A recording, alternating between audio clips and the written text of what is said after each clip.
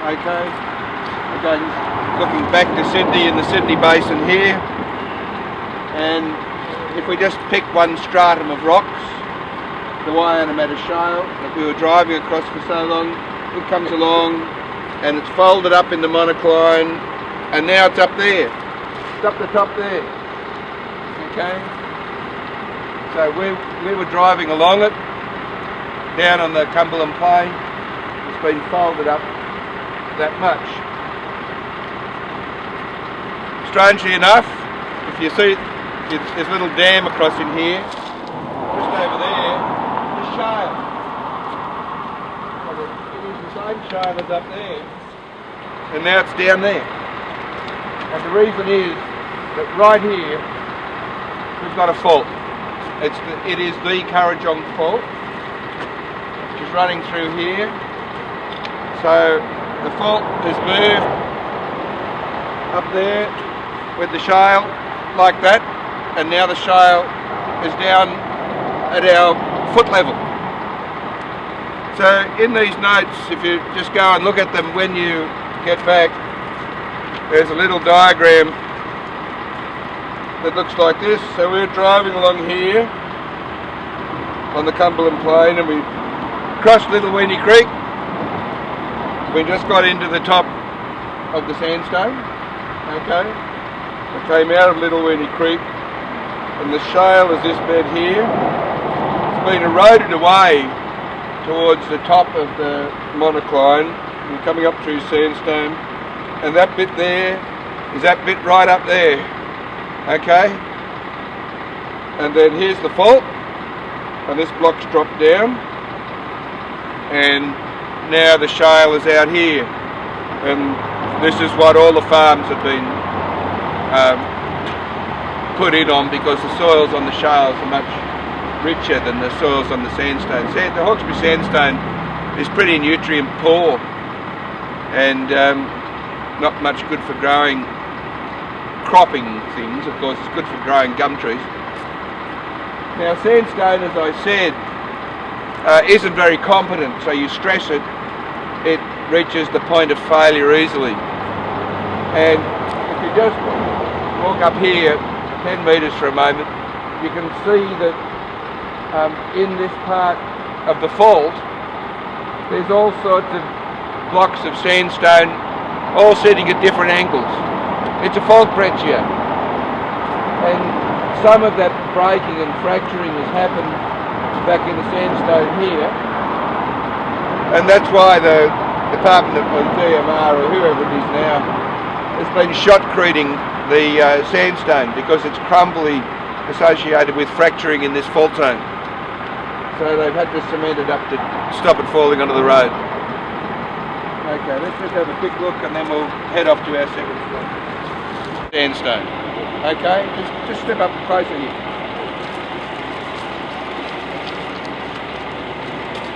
But if you look at that little bit of sandstone just between those two bushes, you can see the bedding sitting like this. Okay, you see that? Bedding sitting like that. You follow that along. That's bedding just sitting in there. Can't see any bedding in that, because these two bits of sandstone are in fact have been tumbled around next to each other. They're different pieces. So we've got, if you look around this little face here, you'll see bits and pieces of sandstone where you can pick up the bedding, and in the individual blocks, so on the bedding's going this way, some this way, because it's just a jumble of brecciated fragments of the Hawkesbury sandstone that got crunched up when the fault moved.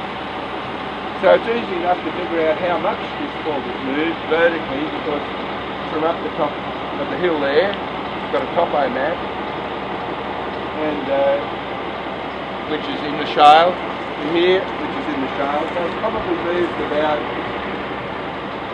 80 metres, 90 metres, something like that. 80 or 90 metres. And this Kurrajong Fault sandstone here for about 15 kilometres.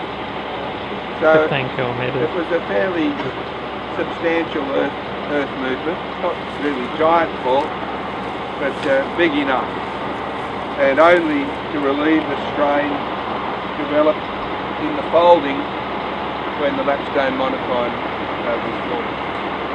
Any questions? And we're looking to Mount Banks. There it is over there, okay, and across the valley, the Grose Valley, which is down here, and you can see the sandstone on the other side. So where we are, we're on the Hawkesbury sandstone, and going down below that's the Narrabeen, and down in the bottom of the Grose River Valley, just below there, we're going to get into the top of the Permian. Okay, so Triassic into Permian, and then as we go now down towards Lithgow, we're going to go further and get into the Permian. Now, so the little strike line that you across there where your section was, you plotted it, down it went, and your beds were almost horizontal. And so the top of the mountain there, Mount Banks, you can see it comes up and then it changes profile. Okay, and the top of the mountain is basalt. And so over here, after the erosion of the Triassic sediments, there was a lot of lava, a lot of volcanic activity, and a lot of this area was covered by basalt flows. That's all been eroded away now in the last many tens of millions of years, and we've just got little caps. We've got Mount Banks and Mount Wilson, and if you look across to this line where you drew your section to Hat Hill from Mount Banks, there's a little temple. Can you just see it? If you come here you can see it. Just straight across there, the little bit, that is Hat Hill, that tiny little peak there right in the middle, just above the bright sandstone. So that you've got the Narrabeen and the Hawkesbury, and then the shales, and then on top of that you've got... run out of shales. It's all eroded here, and so when the basalt came, it was straight onto the top of the Hawkesbury sandstone. All gone, it's all been eroded away now, nothing left, all those lava flows have gone. And you can see, as I say, on the Mount Banks, there's a change in slope, the top little bit there. That's the Hawkesbury, and on the top. As this comes up, you see that first set of cliffs in there? That's more or less the top of the Narrabeen. And then there's a bit more sandstone in that next set of cliffs. That's the thickness of the Hawkesbury. It's getting thin. You'll note that it's getting thin. And the rounded knoll is the basalt sitting on top. Now, where we're heading west in the Sydney Basin, the sedimentary sequence is thinning out. Okay, so we've lost the shale. That's why there aren't any farms out here. The productive soils have vanished because there's no shale. And the Hawkesbury sandstone's getting rather thin.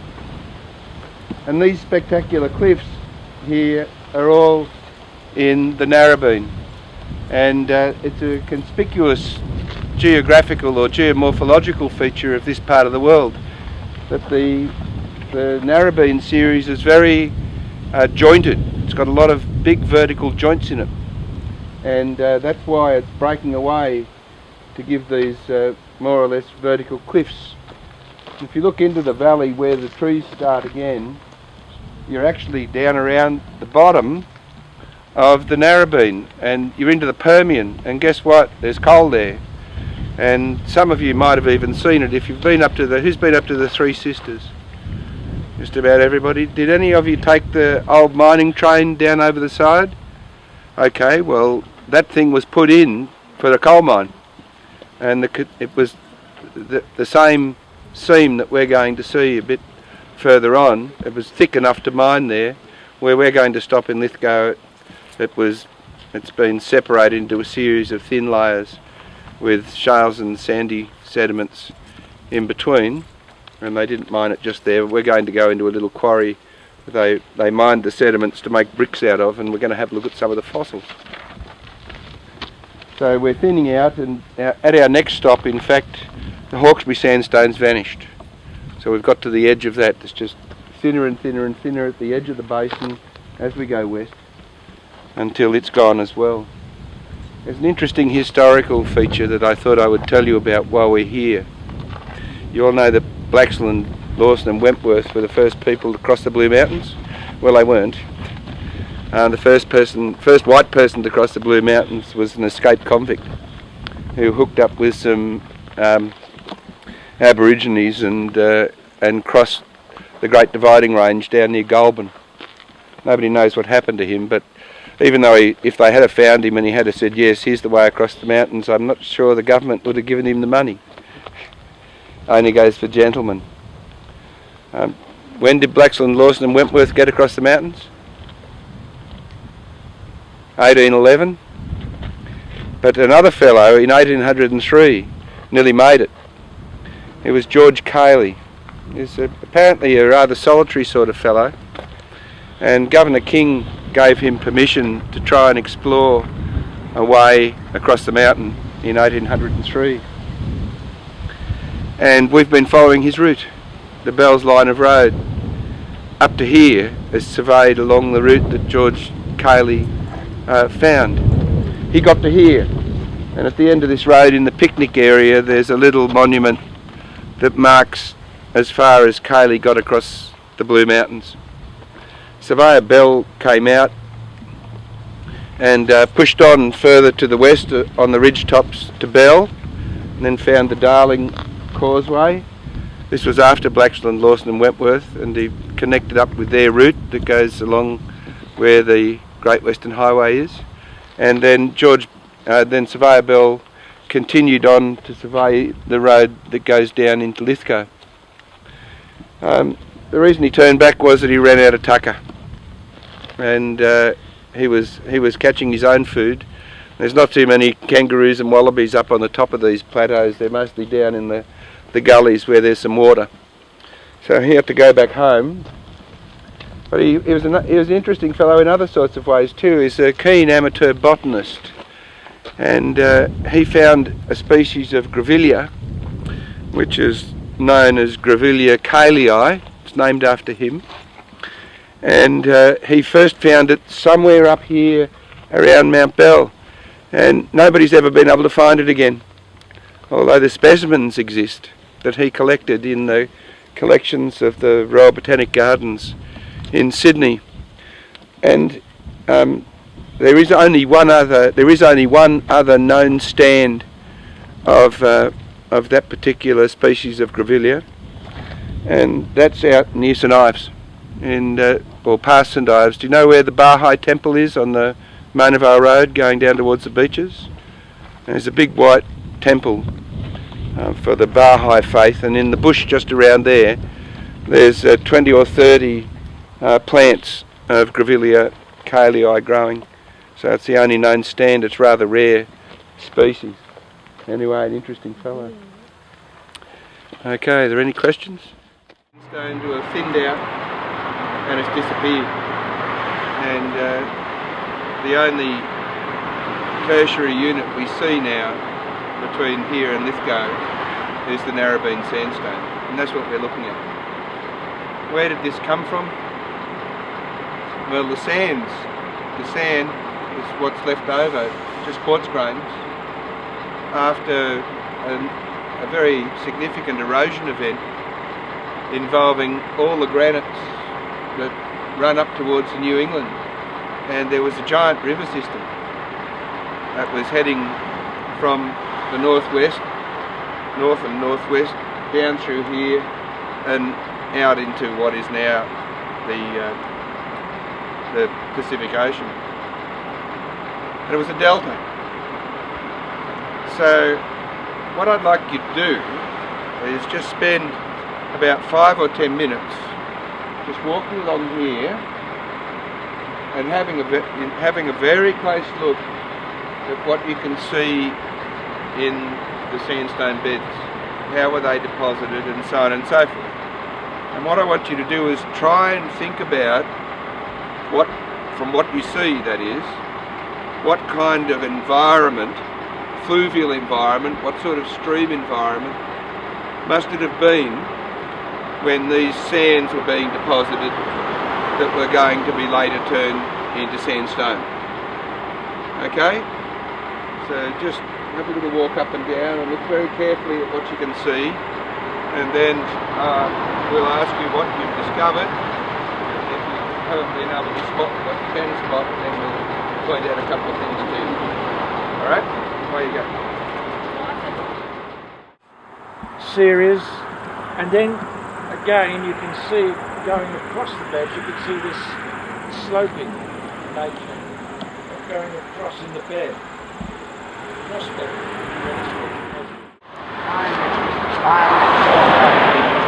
Yes, if you look closely, you'll see these bands.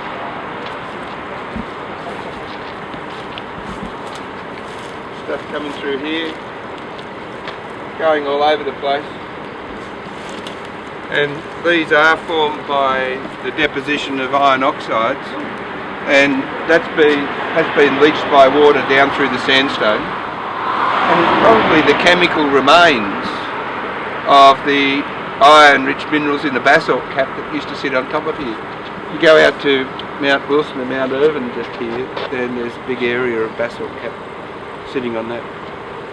Anything else you can see? Well, there's a lot of different like grains along it too. Yes, that's true. And where are most of the grains? Maybe along the river. Well, just here it is, okay, in this crossbedded stuff. So what do you immediately start to think about when you start to see larger pebbles in a sand? Faster flow. You've got to have faster flow. And this was a really quite active delta, with sands being deposited all the time. And like modern deltas, the little stream channels are moving around all the time, so you suddenly get a bit of rain, you get a bit of flooding, and then a little creek will cut its way down through the pre-existing sands, and you'll change the nature of the stream channels in your delta. We can actually see that here. We can actually see it here. And there's just within eye shot, there's two quite spectacular and one littler one event. Just if you have a look up at this sandstone here, which is rather paler, you see it's not cross-bedded. You can see the bedding here is more or less horizontal, just up in there. Here it's cross-bedded. It's going faster, and we've got a few pebbles in it. So what we've got is a little bank of sand here, and the water's coming along and depositing sand in layers on top of it, and then the stream keeps flowing over the top. So you end up with a horizontal bed of sandstone that's got the cross bedding in it that's telling you about how it was laid down. But flood events change the surface of the land, and of course in the delta these are still unconsolidated sediments. They haven't been turned into rock yet, and you get washaways. If you look up here where this white stuff comes along, suddenly it disappears, and there's a big washout that starts up around there and comes down through here.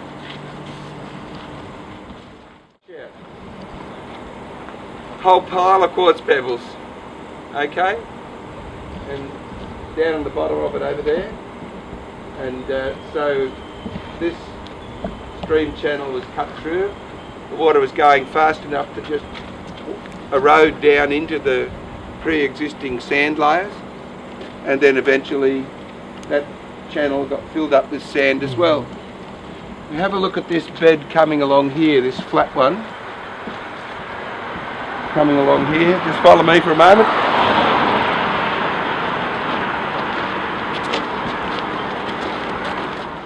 Another little stream channel cut its way through it, and then you look in the bottom of that, you see lots and lots of little quartz pebbles.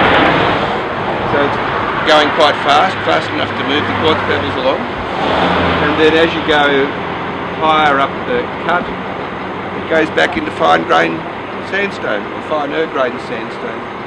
So the water velocity is getting slower. You just go another few metres. they're out there. So they're all at about the same level, so they were probably all formed about the same time. That must have been a period of more intense flooding. So the pre-existing sand beds were washed away and new stream channels were cut. And again, eventually just filled in again with other sands. So we see a situation where we've got essentially flat-lying beds of sandstone, but if we look closely at the structure, we can see lots of events, different events in what is a delta system, where the stuff's getting washed away and then the holes get filled in again as the thickness of sands slowly accumulates. So we're in an active fluvial environment, quite active.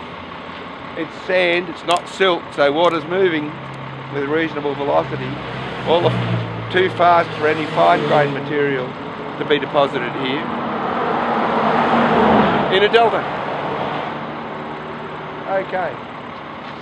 All right, we go. There's a nice specimen here of vertebrarium. Okay. There's Gangomopteris and Glossopteris there. We found Gangomopteris, Glossopteris, Philotheca and Vertebraria. So we found virtually all the sites of fossils of plant life that was here.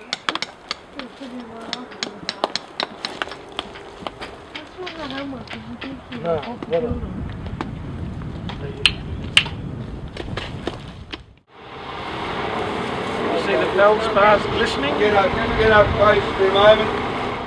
What sort of rock? Feldspar. It is? What sort of igneous rock? Feldspar. No, that's a mineral. It's a granite. That's exactly right. And we're sitting now in part of the Bathurst batholith. And if you look behind you, that whole plain through there is granite. Now, it's not just one granite intrusion. It's a series of multiple intrusions, and of course when they were in place there would have been maybe 3 kilometres, 4 kilometres of rocks sitting above us, all being eroded away. So we're right in the roots of what was a very large mountain range. As I said, not all the granites were of the same composition, and where we cut through Frying Pan Creek, I hope you looked out the window, you could see, because the sun's out, you could see some of the big feldspar crystals glistening in the sun. They're very pink feldspar crystals there. So what feldspar would that be? Potassium feldspar. Yeah, name? Potassium feldspar? Orthoclase, there it is. And you will notice that the big feldspars here in this granite are rather paler in colour. They've got less potassium in them. And just at a very brief stop, off to a couple of other things to do for the rest of the afternoon, where it's safe. You can't just get out of a bus near that Frying Pan Creek cutting, it's too dangerous. But there's a couple of bits of feldspar that have been pulled out with the roadworks, and we'll be able to see two completely different looking granites, a white one and a very pink one, that have a different composition. Now, these are Carboniferous granites. They're about 360 million years old. And here, in fact, we've travelled already over some granites. Just after we left Lithgow, they're still part of the same Bathurst batholith complex, but the rocks that sit over the top of the granite just at Lithgow are younger. So there is a non-conformity between the granite back at Lithgow and the Permian, the bottom of the Permian sediments that sit over it. In this part of the world, the situation's completely different. The rocks that were intruded by the Bathurst batholith here are older than the granite itself. So what would we look for if that was the case? We've got some old rocks and then some young molten masses intruding into it. What would we look for? Look for xanilus, exactly right. So we'd look to see if we could see any little bits and pieces of stuff that have been included from the country rocks that are being intruded. And if you look very closely through here, and I'll get you to do that in a couple of minutes, you'll be able to find some little xanilus. What's the other sort of thing we'd look for? Got old rocks being intruded by molten granite material. We'd like to see if we could get to the edge, the contact. It ought to be contact metamorphosed. It can't be the case back at Lithgow because the granite's old and new sediments on top. The granite's already cooled. Here the sediments are old and the hot granite's coming in and there's a contact metamorphic zone. We're not very far from the contact. That's why one of the reasons we brought you here. It's up in that direction. Now Pete's going to have a couple of things to say here as well about the rock and what's in it, and we're going to see if we can find some xanilus. Well, you can see a little dark one there. There's one. There's a tiny xanilus. You can see a few more. And what minerals do you have in a granite? Well, you can see the big feldspars, the dark mineral. What would the dark mineral be? Yeah, it's a mica, biotite. Biotite mica. And then the glassy stuff in between. What's the third mineral? Quartz. Yep. It's an acidic rock. That's it. Now the other thing for those of you who have got keen eyes along this granite exposure, that's in this granite are some little bits of mineralisation. There's a couple of little bits of pyrite, the mineral pyrite, and a couple of little patches of copper iron sulphide, chalcopyrite. Not enough to make it economic to mine this material, but the mammoth molybdenum mine back in Yetholm was, back in the old days, worth mining with the molybdenum associated with the rocks that had been altered by the intruding granite. And back at Yetholm there's a skarn because the rocks near the contact of the intrusion were dirty limestones, and they've been converted into a skarn which is mostly made out of pyroxenes and garnet crystals, and they're absolutely beautiful garnet crystals up to about this size. So a couple of things here: find the xanilus, find a little bit of sulphide mineralisation, and then find the contact, the metamorphic contact metamorphic zone where the granite has intruded the country rock. All right, go to it. So show me that spider. Series, so it's the least stable, right? Yeah, so that's right, the feldspar and the mica, and then the quartz, yeah, and it all goes hard. That's right, exactly. Why do they have more quartz than the magma underneath the... Why is a different type of magma more quartz rich? That's one thing I've never quite understood. Well, it depends where it's coming from. If you know, from sort of... Yeah, so if it's from the oceanic crust and yes, then it melts again, why is that more quartz it's got, rich? it's got more ferromagnesians in the deeper you go, and this hasn't got ferromagnesians. It's got more quartz. It's more acidic. But why? Because it's the nature of the sediments and rocks that have melted and things like this. Okay, so you've got a much higher silica content, and so much so that it comes out as free silica. But how does the silica end up being more concentrated in the crust? It's just a matter of what rocks are being melted in the upper mantle. Oh, so you've got differentiation, and so sometimes you've got a lack of ferromagnesians, and you've got dark minerals, and you've got a higher amount of quartz in the molten rock. The ferromagnetic ones are also heavier as well. They're heavier, so you get differentiation. Yes. And also they'll probably have higher melting point. Yes, it's possible too.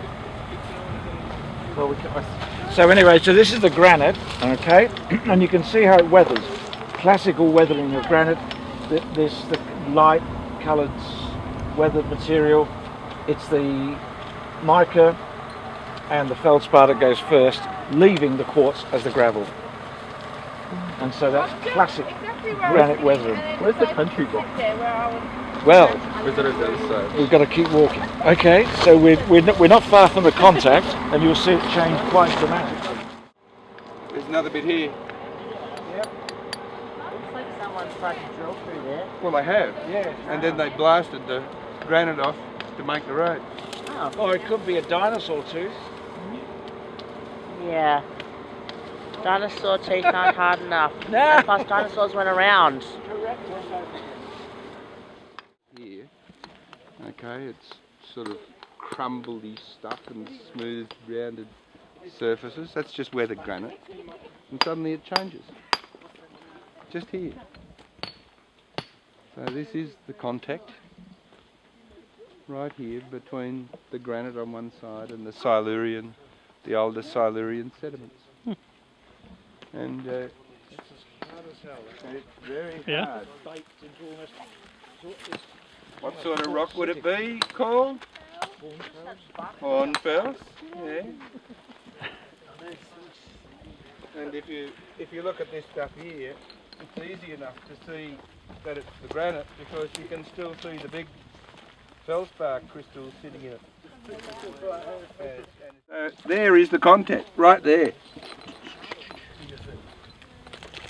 Okay? Then wandering off up here. This rock's very hard. And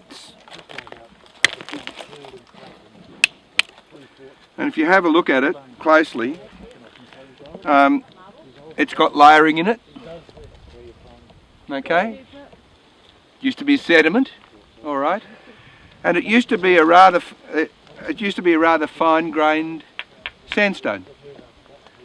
And if you look very closely at the rocks, you'll see the occasional little dark black banding in it. So you see that stuff sitting there shining in the sun. See, it's got a series of very, very fine black bands in it. Yeah. Let me just point to you. I'll get up and point to you where it is. The bit that I'm looking at.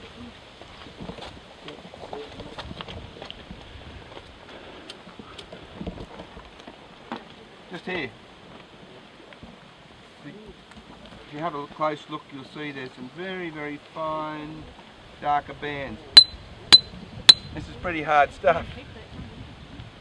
These fine bands in these hornfels, it's baked out, it's turned the sandstone into a quartzite, are picked out by now, what's now little black microcrystals.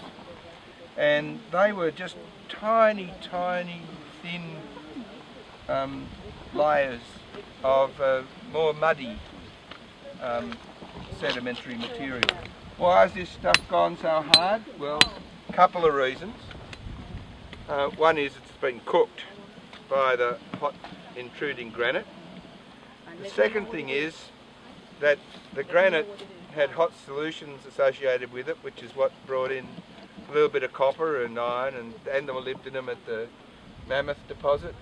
And that quartz has invaded these rocks at the contact and flooded them with silica, which has made them very hard and tough. That wouldn't be nice because it's a shower intrusion. No, it's not nice. It's a hornfels. Ah. It's a contact metamorphic rock. And if you do look around, you're going to find larger bits of quartz and some quartz veins. You've got some quartz here. Yep. Rather larger masses of quartz. There's a big hunk of quartz here. Okay, so that's what we've got. Old rocks intruded by a young granite and the contact metamorphic zone. Now as we walk a little bit along here, potassium, and so you get the pink orthoclase feldspars. And in fact, there was so much feldspar zooming around here that late in the day there must have been a little crack, and this was invaded by some very feldspar-rich melt, which is now crystallised as a little dike of feldspar inside the Frying Pan Creek granite. They're lovely big feldspar crystals. Some of maybe they're bigger ones even in here, or just over where Pete is. Oh, you can see them glinting in the sun. So straight away you can see that this is much pinker than the very, very faintly pink granite that we were looking at just a moment ago. And if we walk just across the other side of the road, as we will, there's a couple of other bits of granite there which are white, and it doesn't have orthoclase feldspar in it at all. It's all plagioclase feldspar, calcium, sodium feldspar. So multiple intrusions. Does anybody want a bit of the Frying Pan Creek granite? It's all white, all the feldspar, and this is white plagioclase. So two quite different episodes in the whole intrusive system. Okay? Is that one someone's done? Easy to wish in third year, certainly. But one thing we haven't noticed, because I haven't asked you to look for it, is that the rocks in this little part of the cut, okay, and just up in the cut opposite the bus, are dipping in a different direction. And it's because they've been folded. And I just wanted to show you, just with a couple of fantastically simple measurements that won't take us long if you know how to do them. It takes you a bit longer while you're just learning how to do them, how we can figure out what the structure is. And for that purpose I've brought along a Brunton compass, which is a regular old compass. If you look in here, it's got a little white needle that points north, okay? Compass needle. Goodo. And it's got a compass card, and you can actually line up something in the distance by looking through this thing here and through the hole in the back of the mirror, and then adjust your mirror so you're reading the top of the compass card as well and take the bearing. What a Brunton compass has in addition, which is fantastically important for our purposes here, is a level. See the little spirit level here? And inside the Brunton compass, here's the little spirit level. See the bubble going backwards and forwards? Yep. Okay, you can move the spirit level. So there's a little lever on the back, so you can move it around, and in fact you can move it around to read off any particular angles which are inscribed on the back of the compass as well. And we can make use of this instrument to measure strikes and dips. Now if we've got any rock that's striking in a particular direction and dipping perpendicular to it, okay, then what's going to be the direction of strike? No. Hmm? Yeah, okay, so the line of strike, you may recall, is a line which is horizontal across the thing. Okay, and you've been looking at that in the laboratory. So if you remember, Tim actually came up with a very good way of understanding easily what we mean about it. If we look at that model that's made out of polystyrene, that's got a series of layers dipping in a particular direction, and depending on how you cut the way through it, the angle of dip decreases. And it's the same way if you're standing on the side of a hill and you want to walk down it. You don't usually, if it's a steep hill, walk straight down. You walk along the side of the hill going down a bit, because the dip going obliquely is smaller. But if you walk along horizontally, the true dip's still going downhill. It's the same hill, but now you're not going up or down at all. And it's that line. So if we filled up with water here, it'd be the line of the water level against this rock that would give us the true strike. So that is some line along here which is horizontal. So we can use our little angle here, our little spirit level, because I've placed it so there's a little marker here, so this is exactly perpendicular to this. If you, somebody get in here close, you can do, come on, down. See where if I do it like that, see the spirit level is not, the bubble's not in the middle? Yeah. So I just move it around It's gone too far. Okay. I'll move it back. Oops, it's gone too far back, haven't I? Let's see where it Go is. back, this is on that side. Which way? You It's have on to go that this side? way. I missed it go past. There it goes. Go back a little bit. It's somewhere, Yeah. just somewhere in there, isn't it? There it is. We're close. Okay, so it's about there. All right? So, there it is. There it is. It's nearly there. Between there and there, so that's about halfway. So we've now got the true strike direction. So I'll just mark that. Oh, Pete, it doesn't work. DED, this one. There you go. There's a more better one. Thanks.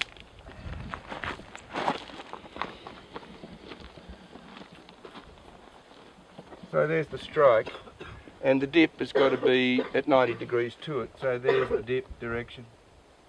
All right? Everybody happy with that? So we can now use our compass. So just here.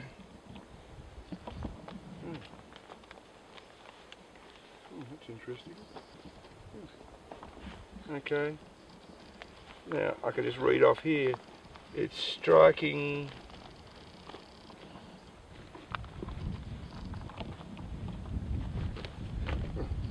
around this way. Just this way. It's striking north.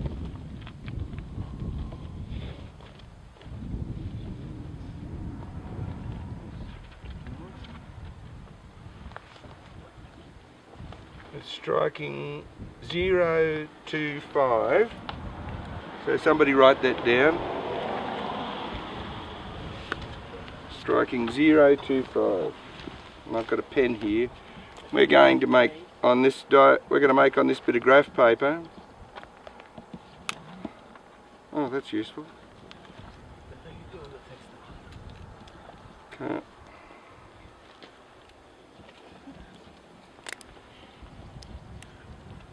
We're going to make that to be magnetic north. Okay, so good. We've got this point here. We've got that point up there by the bus, which is just about due north. Well, we'll start there and we'll put that other point up there, whatever that distance is. So this thing is striking, what did I say? 25. 025. 025. 1025. So we'll just write it on there. There's my strike. Okay, north's that way, and it's dipping this way, right? So it's dipping that way. So it's dipping to the west. Now I've got to figure out how much dip I've got on it. Okay? So again I use this little level. So what I'm going to do is put this on here and then move this thing around. Move this thing around until the compass, the bubble is level. Okay? So it's in that direction.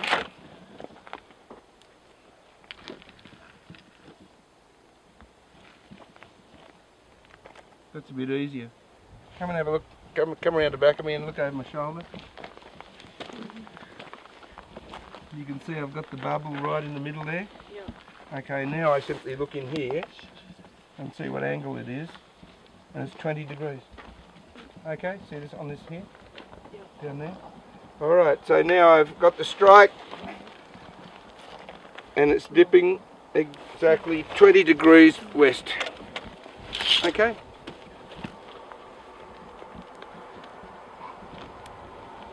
So now I've completed my bit of information on the geological map.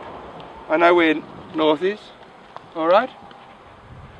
I've got the strike marked in here just by measuring with a protractor, and I've marked the direction of the dip and the magnitude of it. Yeah, everybody happy? So simple enough. Does somebody want to come down and have a go with the compass? Have a little practice? No? I'll do it. Good on you. Only way to learn. We had this big cycle of intrusions of granites all up and down the east coast of Australia. And then there was a long period of erosion, and those granites were eventually exposed. And then somewhere towards the end of the Carboniferous period and the beginning of the Devonian, this part of Australia sank beneath the surface of the sea. And a series, first of all, of marine sediments in the Devonian and beginning of the Permian were deposited. We saw some of those. We saw some of those marine sediments when we were down at Wollongong Lighthouse, and then later on we had a cycle of freshwater sedimentation towards the end of the Permian. Where we are now is looking at right at the beginning of the Permian. So just down in the Cox's River we've got that old eroded granite. Sinks down to the bottom of the ocean, it's all been crystallised, and sediments get laid non-conformably on top of it. And the first sediments that were associated with right at the beginning of the Permian, we can't see them easily down on the south coast, but we can see them here. And we know exactly how they got here. They're these things that we see behind us. And where they come from is from icebergs. And the ice, the glaciers were continental glaciers further out to our west, and then they were carving icebergs into the ocean that were floating off. The ice was slowly melted, and whatever bits and pieces of rock that have been trapped up in the ice would just fall to the bottom of the sea. And that's what we're looking at. You look up there, there's two thumping great hunks of granite. Okay. And if you look around here, you find rounded pebbles of quartzites and bits of shale and all sorts of rocks. And we can have a look to see what sorts we can see. Just a moment, I'll get a couple of hammers. And that's simply because that the icebergs or the glaciers aren't selective at all about what rocks they pick up as they move along. They'll just pick up anything. So we've got a whole hodgepodge of different sorts of lithologies deposited here. Then later on, that cycle of iceberg activity changed, and we had other sediments, Permian sediments deposited on top. But we happen to be right at the base of the Permian here. So these were some of the first sediments deposited. So I'll get a couple of hammers, we'll see what we can see up in the cliff, and then we're heading home. What? Look up there. Yeah.